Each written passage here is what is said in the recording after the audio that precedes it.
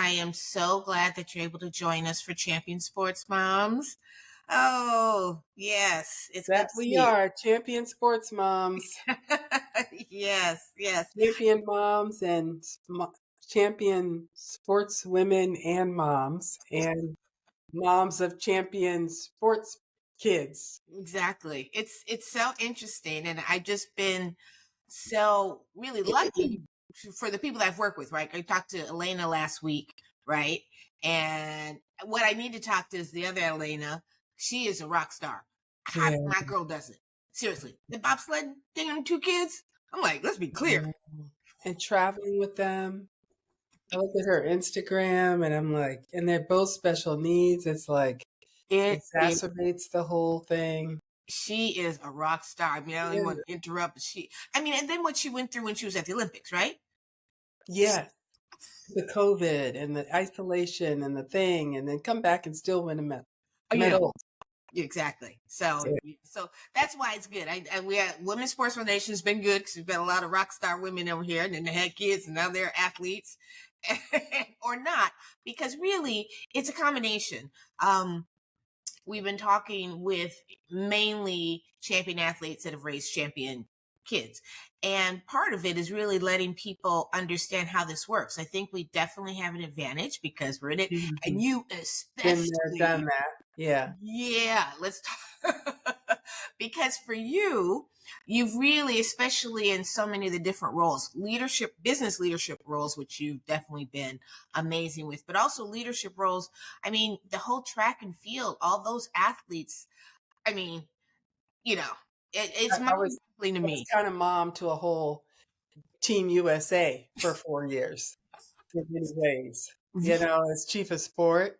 Right. Well, Ron likes to say that. Yeah, she was kind of like the team mom, but in a more administrative way, and high performance way. But a lot of times I found myself counseling those kids, and my kids were far younger at the Mhm. time, but it was a precursor to the things I needed to be thinking about for my own children.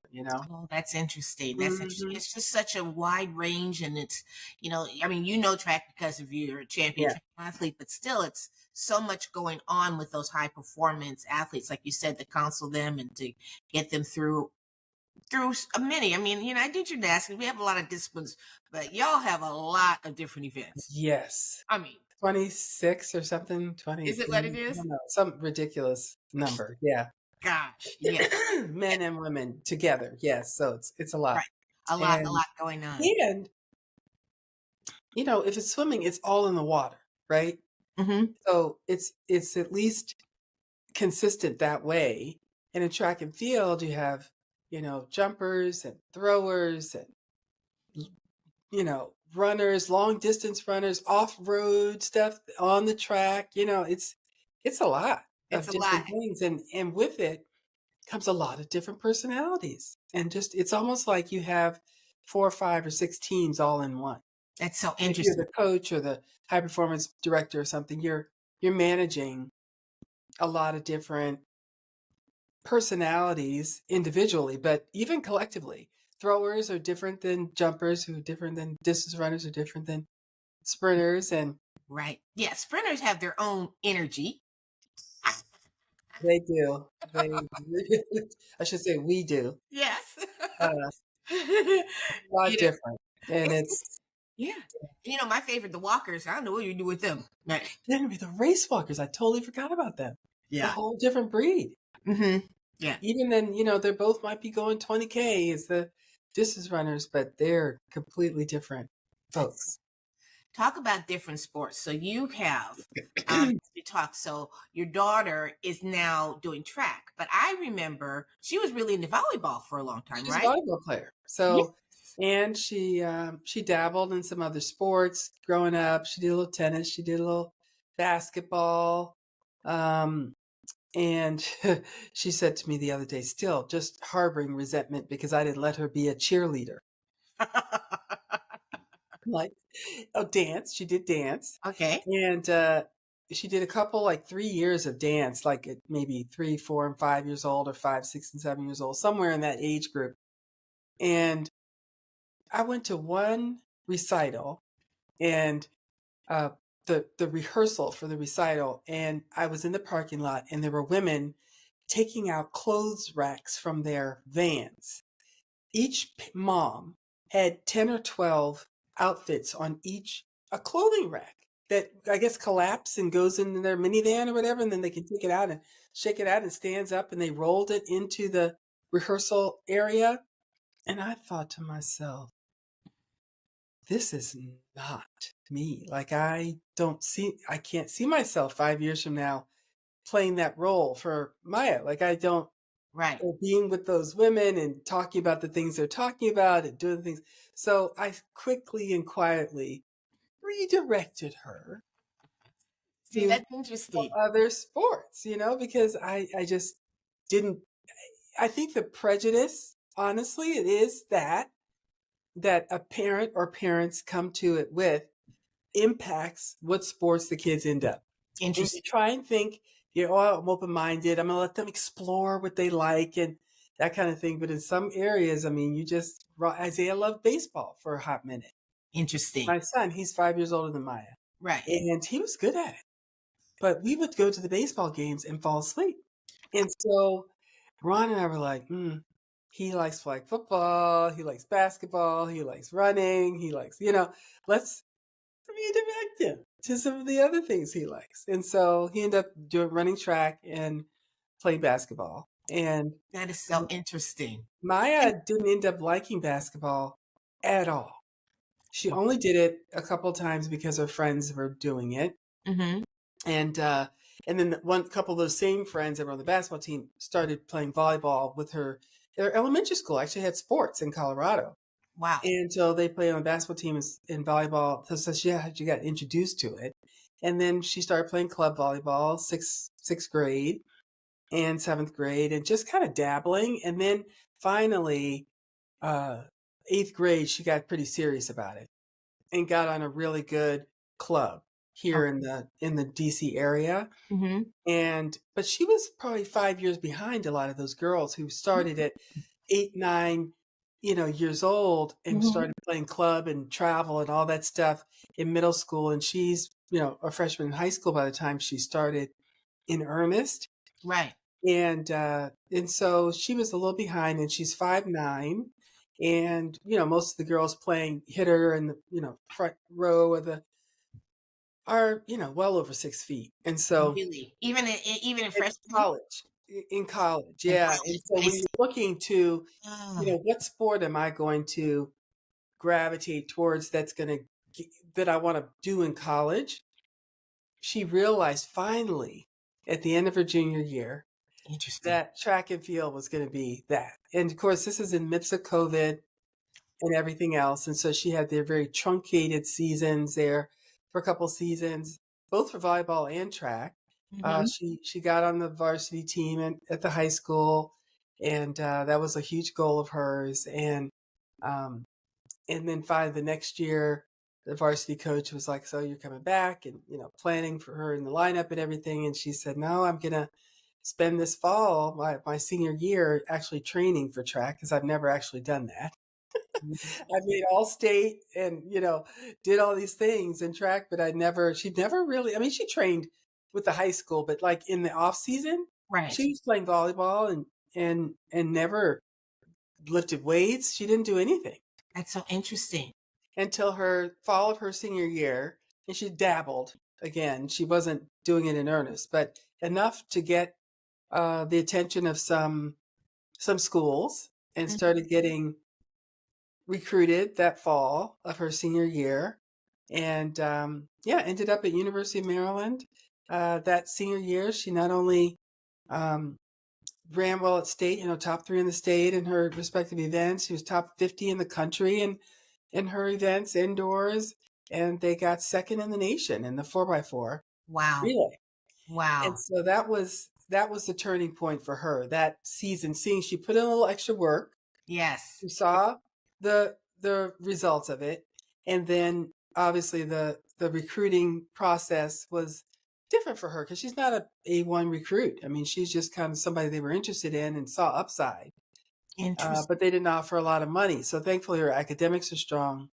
She got a lot of academic money, and she got some track money. And then when she got to Maryland, she didn't have either because she went to them so late after Andrew had reached out in the fall. Yes. He was, you know, ignored him.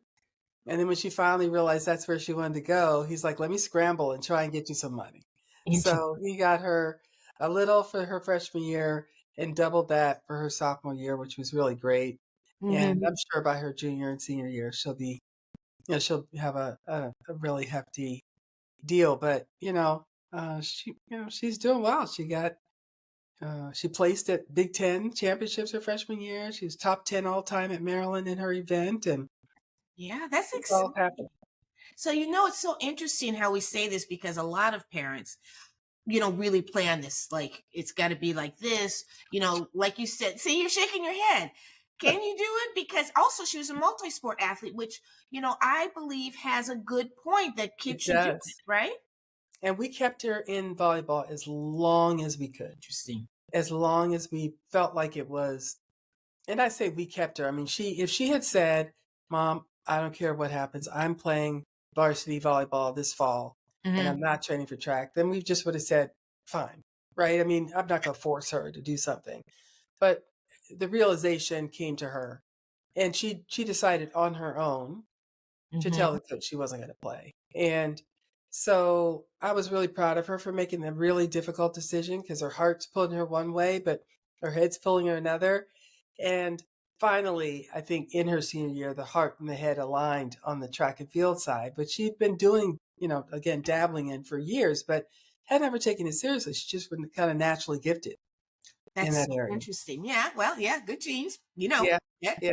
Let's be clear. Yeah. I mean, that's one thing, but also I think it's very interesting. And when you talk about girls, especially when you said her friends went here and she Yes. went, yeah, talk about that friend thing with teams and going to do sports. Absolutely. And for girls in particular, they want to be where their friends are. And she, thankfully, honestly, that club volleyball team was a group of really high quality girls and high quality parents and moms, in particular, the volleyball moms. In fact, they got together last weekend and I was supposed to go. My husband fell ill, so he's fine.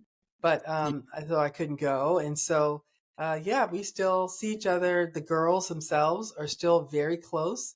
And once she realized that even if I'm not playing volleyball, these are going to be friends I'm going to have for the rest of my life, Mhm. then that also was an impetus for her to say, okay, I can set that aside and I can go pursue something for myself, right?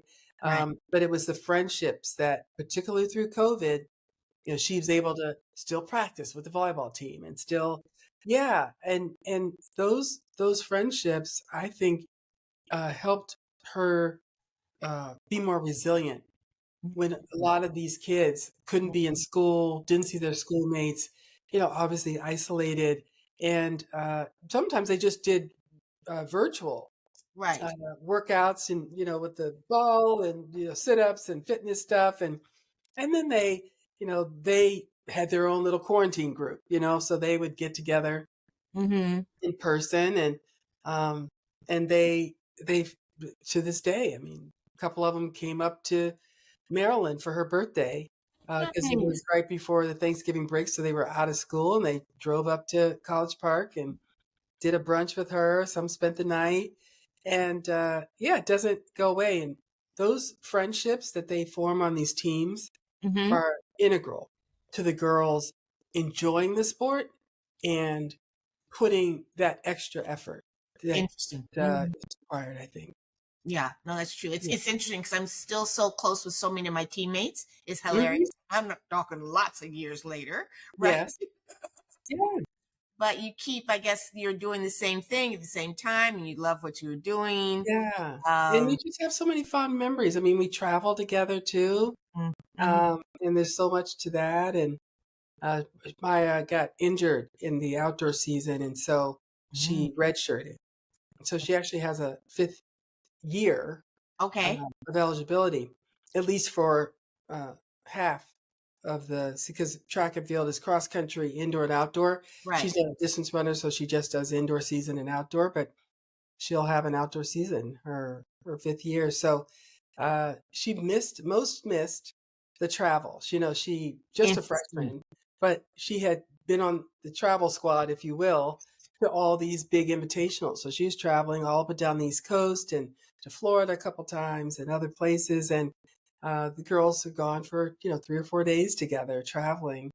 And she said, Mom, I just I'm missing the trips. I'm missing the camaraderie and the friendship and everything. So back to that same thing, Right. uh, when she was looking at schools, it was interesting. I was like, okay, how about this school? Well, I'm like, they offered you XYZ academic scholarship. This coach is giving you XYZ. Like, this is really good.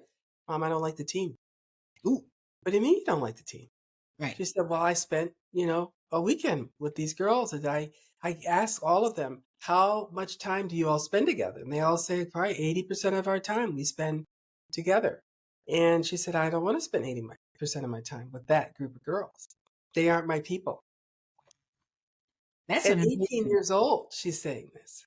And she could just tell from one You can weekend of being. just tell from one weekend. And I'm not going to talk about the schools or coaches Right. or anything, but she knew based upon the activities they were participating in Mm. over that time frame, how they talked, how they socialized, how they interacted with one another.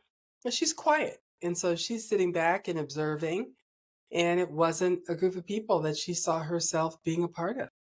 That's And very. so there were some of the best opportunities that Mhm. she just decided she didn't want to take them up on. Right. And And it's so that interesting. kind of Was it wasn't the sports side. It was really the no, social side.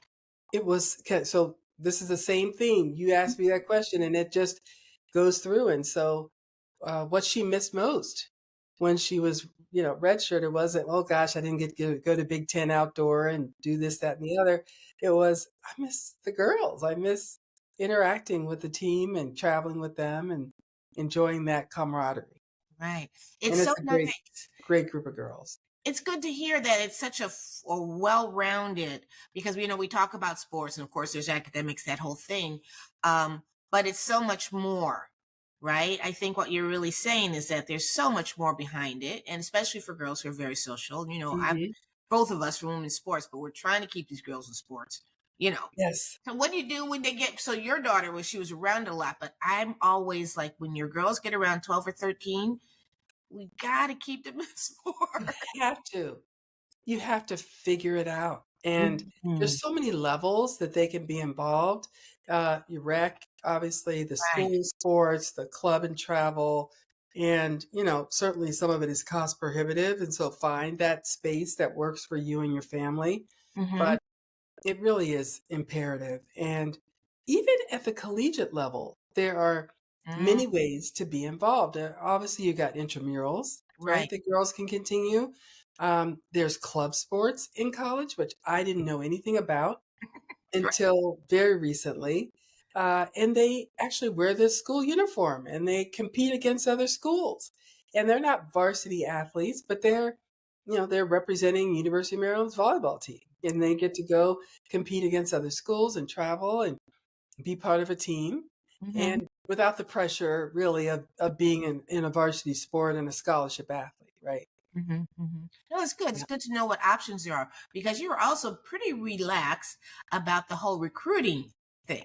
Because, as you know, some people a few years ago got in mess about that. Oh, So, yeah. you know, because you said she was as a senior, because I know, they start recruiting when you're sophomore. Middle school in some of these sports, Yeah, that's ask the middle school. I can't even imagine if yeah. that had been that kind of pressure been put on her because if I'm being really honest, it came down to her, really getting in a funk for about 2 weeks.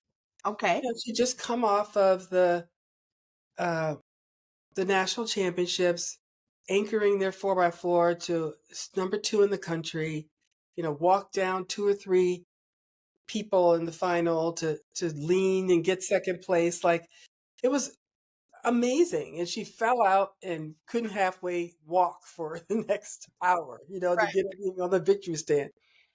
And we get home and you would think, gosh, the culmination of a great season, get to start the outdoor season and finish up strong. And for a couple of weeks, she was in a complete funk. And I realized finally afterwards, when I sat her down and talked, she was so stressed out Oh, over what decision to make about wow. what school to go to.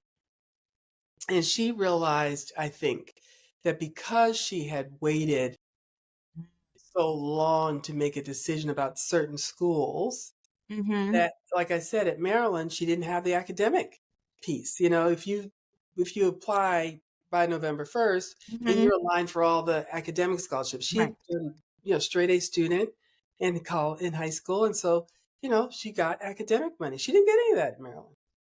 And plus she was behind the 8 ball on the athletic scholarship because he had given away all his money. Right. But that's the school she wanted to go to. And so she's thinking, well, that's too much money for my parents. So, it's my fault, right? Because I Mhm. didn't Yeah. respond or, do what I was supposed to do. And then she's thinking, but the other schools, I don't really like the teams that are offering me the best Right. deals. And the ones that I like the teams are even more expensive. And Mm-hmm. so I think in her head, she was just dealing with all of this anguish and all this uncertainty. And so finally I just sat her down. I'm like, what in the world is going on with you? You're in a deep funk, crying all the time, not, a couple of days didn't go to school, didn't it was bad. And finally when I said, where do you really want to go to school? University of Maryland. I said, then we're going to the University of Maryland. I said, we'll figure it Wow. out. Yeah. Yeah. And she said, really, Mom? Are you sure? Can you really? I said, you know what, Mary, we'll figure it out.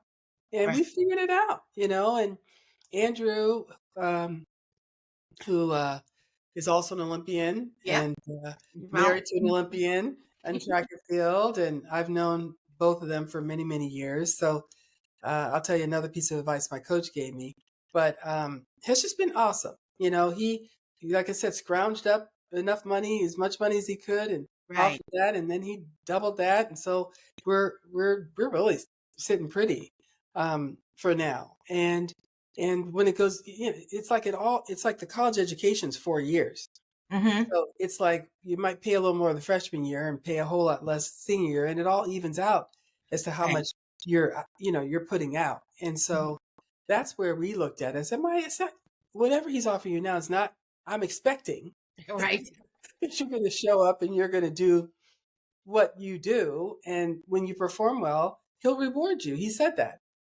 Wow. And I said, so I have every confidence that without any pressure on you, now just go do what you do. Train hard, put forth your best effort, and I'm sure you'll have strong results. And I'm not even worried about it. And so we'll get it back on the back end. That's what I told her. And so, yeah, we got to go into a little debt and go into our savings or whatever we got to do. That's fine. That's what we're here for. And then, it all work out. So it has. It's working out, and she's doing well. I called her today to see how finals went, and Yes. she was asleep. So I Of really, course. I know.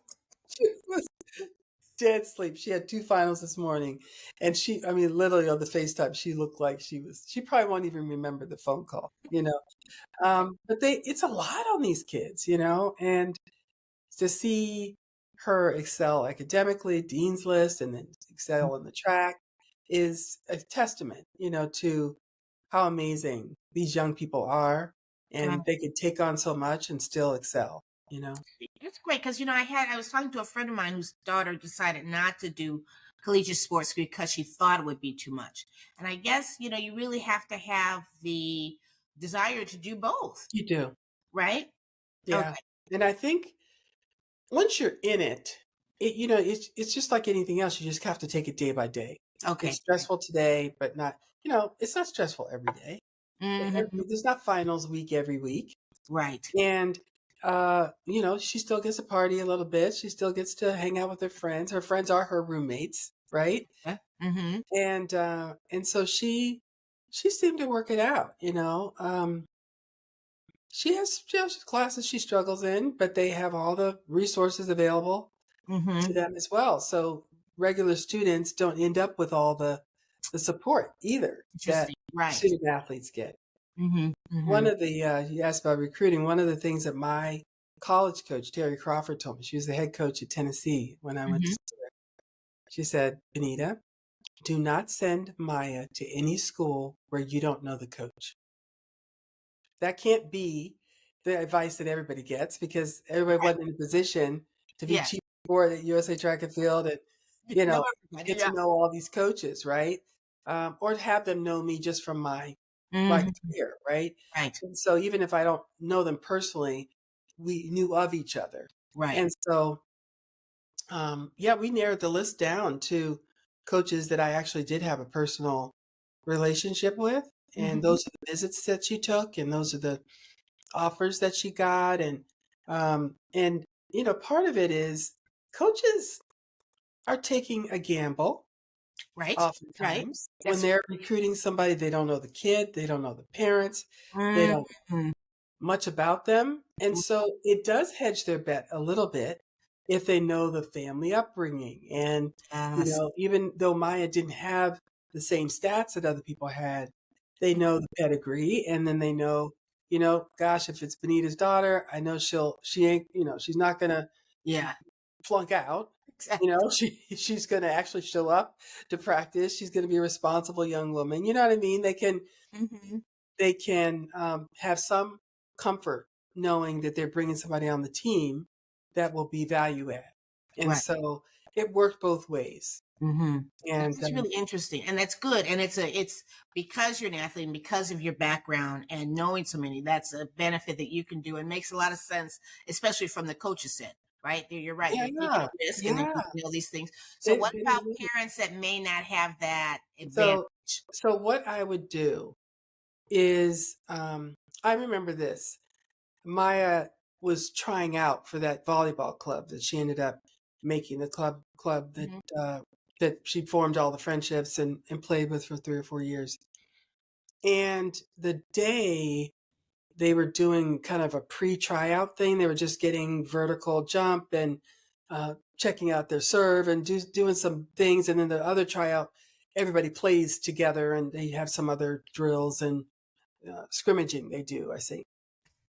And so Maya, Ron, Isaiah, my son, and I all went in when she went because it wasn't a big deal. It was vertical height, show you Yes. how to serve or whatever. And so we were coming from dinner, and then we went to the little tryout. It was like open, let's just say from 6 to 8 or something like that. Mhm. We show up at 7:30, and they're about to be done. And so we ended up having a conversation as a family with Mhm. the coach and his wife, who was assistant coach.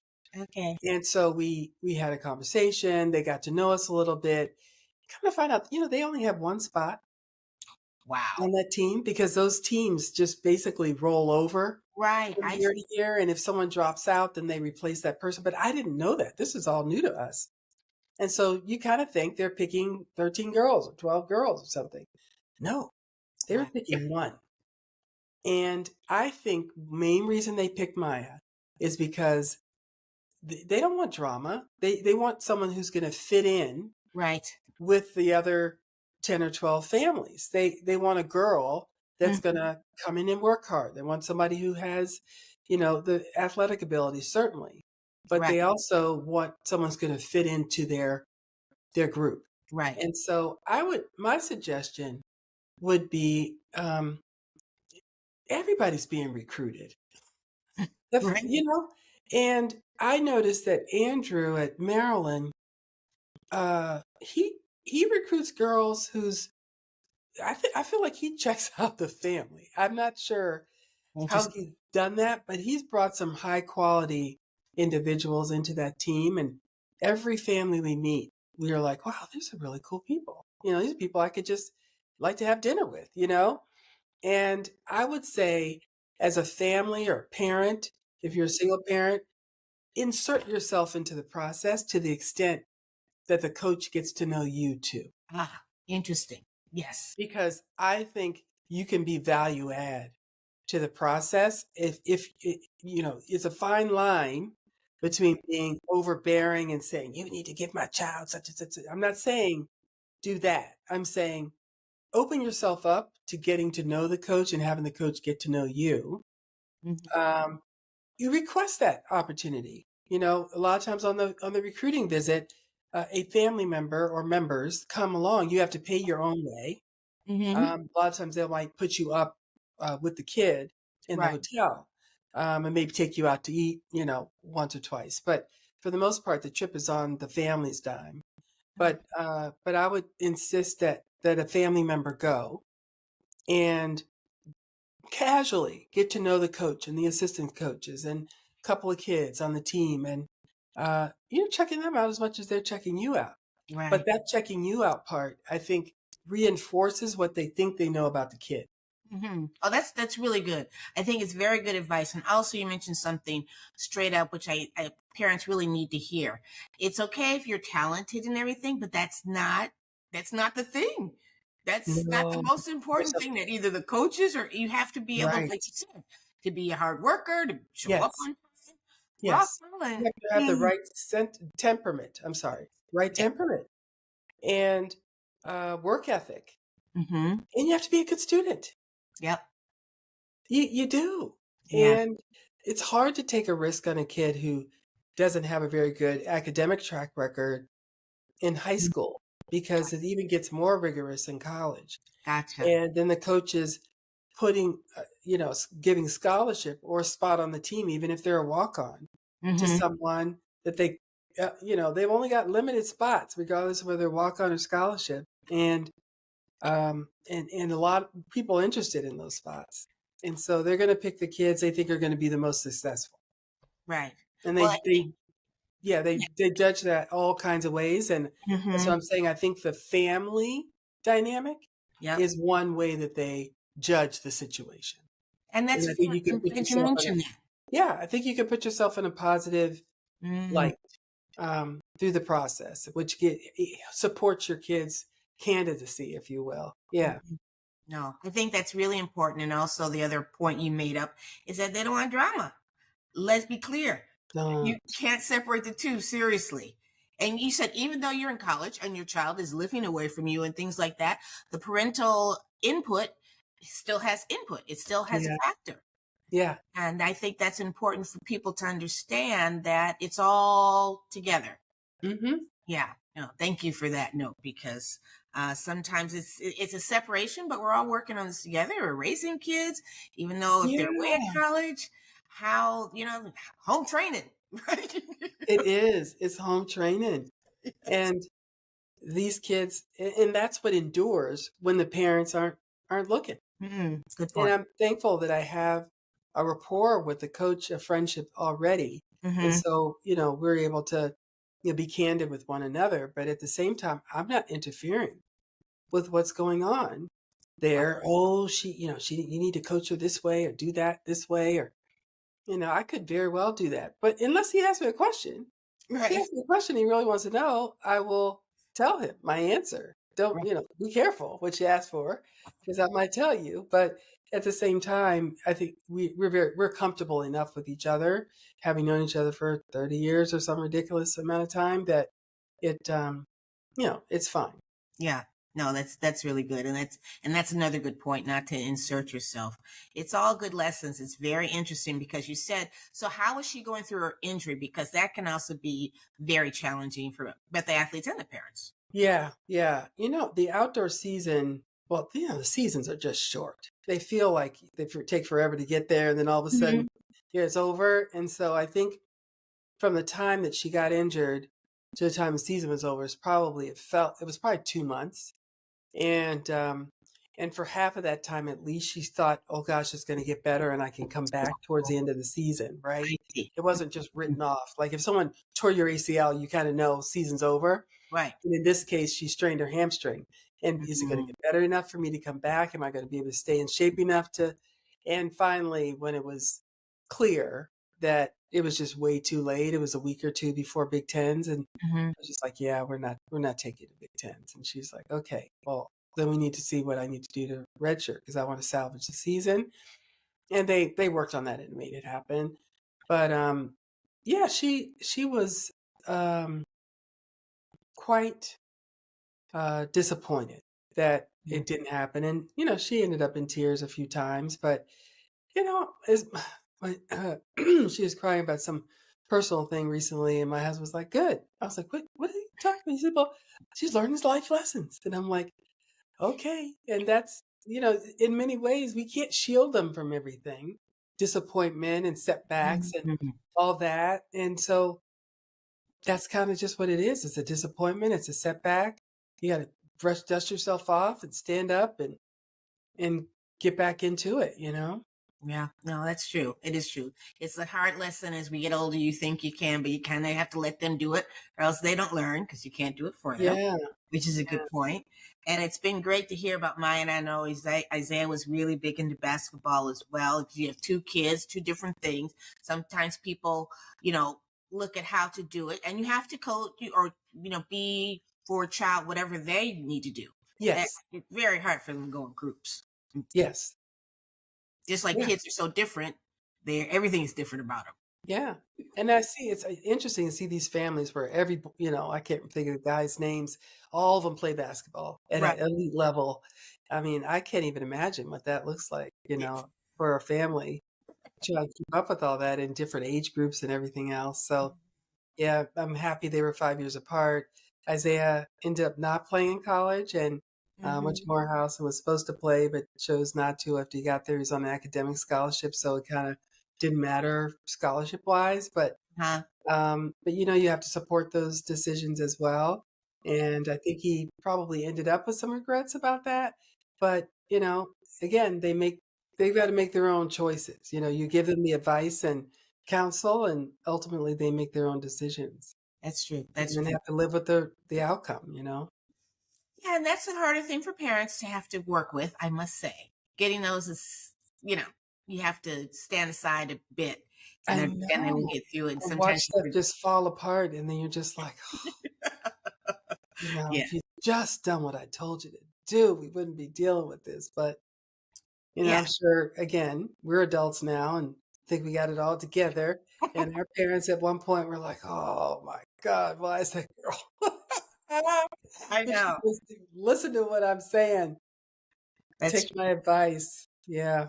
It's been great. I mean, you're giving such great advice and we're knowing these things. And for you, because you use your sport on so many different levels in leadership, on different things. And was it your sport? What was it that made you so much more successful in business? You know what I'm saying? Yeah. um, During COVID, I did some, as we all did, kind of introspective kind of thinking about what I want to be when I grow up and what have I been and where am I going with my life and all that good stuff. And I've been doing this vision and strategy consulting or starting to do that with someone who had ultimately always, of course, that's my daughter trying to call me Oh, hey. back after she's awakening Okay. from her deep post final slumber. Yep. Um, uh, I had been starting to do some consulting, and it was with a group called Proteus who had been working with me. Every organization I'd been leading, Hmm. I would have them come in the first couple of months, and we develop a strategic a vision and strategy for the Interesting. kind of go forward for the organization. So I've kind of gotten into this rhythm of doing it. And finally, I was like, you know what? I'm going to do vision and strategy for myself. What's my mission statement? What's Wow. my vision for my rest of my life? What are my goals? What are the strategies that I'm going to do? And so I had big post-it sticky notes Yeah. on the walls of my kitchen and the sliding door in my kitchen and wrote it all out. And I said, our mission is to help people in organizations win gold medals in life and business. Wow. And it's what I've been doing as a volunteer on boards like the Women's Sports Foundation is like what I've Hmm. been doing in real life, like with the USA Track and Field. I really did help people win gold medals, or USOC or Laureus. And now I'm the CEO of Multiplying Good, which um, celebrates and cultivates and connects people doing public service across the country. And in each time, I can see how can I bring my talent and expertise to help others win gold medals in their lives or help organizations win gold medals. Mhm, And mhm, so that's who I am, that's what I do, and it's a culmination of the experiences I've had, but also, I feel like my gold medal is a gift that keeps on giving, and so I wanna keep on paying that gift forward and, in real time with anybody in my life, whether it's somebody, in my family that I love dearly or a coworker or doing strategic partnerships and sponsorships with outside organizations.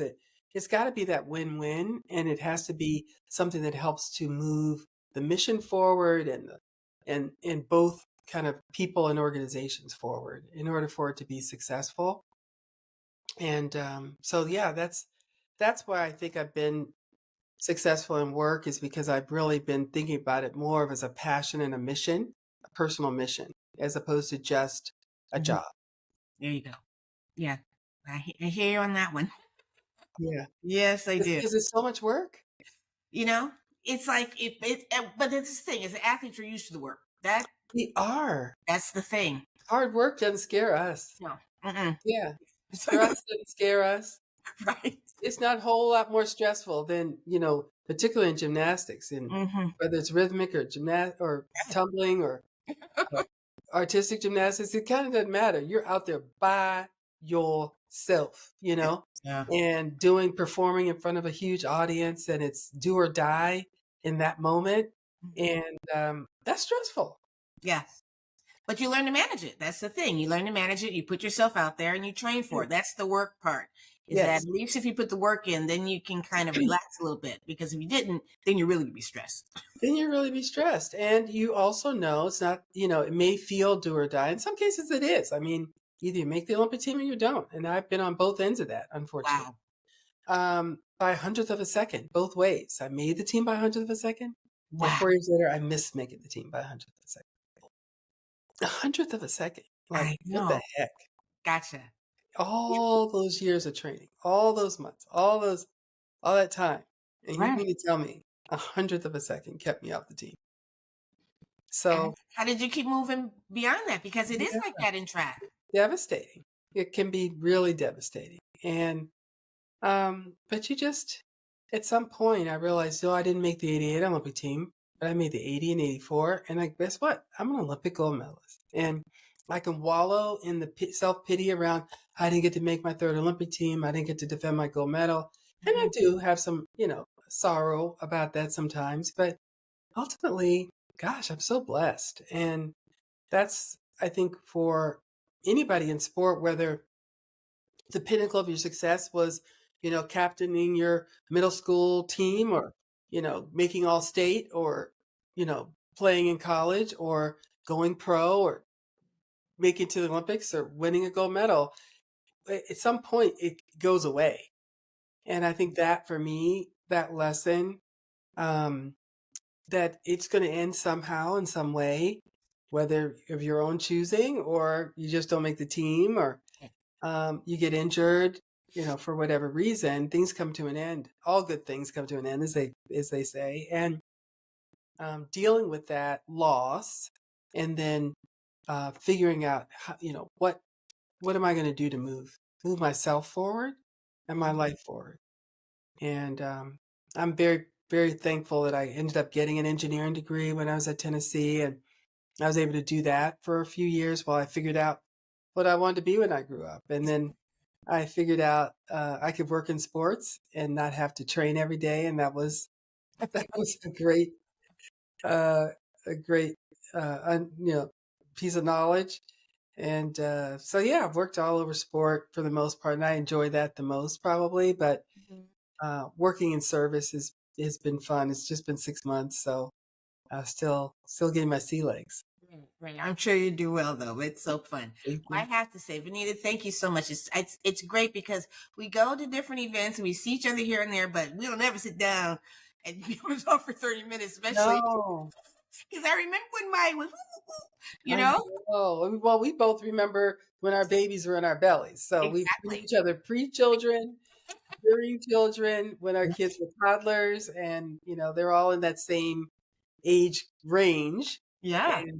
and we were both older moms, Mhm. which, You know, it yep. can happen. Yeah, a lot of us were like, "Okay, are we really gonna have kids? Are we gonna find this man? Are we gonna, gonna have to be able to have babies?" And sure enough, we several of us, 5 or 6 of us at the same time were like, Exactly. "Okay, it's the 30s and 40s, we having these babies. I mean, Let's go." and that part I'm really happy, and I do think it's because we have this athletic background to be able to keep things going. Seriously, Yeah. that tells you a lot to be able to have that work ethic and to get through things like you said, major disappointments, and know that there's the other side of it. Mhm. But I really credit that, and also, we did a lot when we were doing it. We were out there Yeah. doing our thing. I'm like, I'm good. Okay. Yeah. Yeah, I mean, failure is just a part of winning. Yeah. You just learn to get through it and bounce back and say, "Okay, next meet, next Mhm. race, next competition." And somehow you have to have a short memory. There you go. That's true. Short memory, but good work ethic, and get up Yeah. and do it again. Either get up Yeah. on the team, get up after you drop the ball. Somebody would try to just think we're insane, I think. Some people will look at that and say, "Well, why in the world would you keep doing it after that big disappointment?" But it does create some resilience and, life, Lord knows we need it in life. We do, yes, and I think it's good that our children have, and especially after this time, this whole pandemic thing. It's like Yeah, we've got to work together. You're in the right industry right now because we just have to work together. We have we to do. have people support each other in different areas, and it's going to take a lot. We're still getting through it. Mhm. I Okay. don't think we appreciate how it's impacted each of us in our lives, and some, um, very obviously have been impacted, and they keep on talking about getting the kids back even up to the loss of learning and making that up, and it's still 2 or 3 years later hasn't happened yet. And so, but yeah, definitely from a social, emotional, mental health standpoint, Mhm. people are really impacted. But it's wonderful to see the resilience of the kids, and many of them having bounced back and almost acting like it never happened, and when they get a little bump in the road now, uh, Yeah, they know how to you're gonna do it. know. Yeah, Yeah. the one thing we never had that when we never had No, that kind of disruption, no, right? no. So, We but were able now to they'll understand. You're right.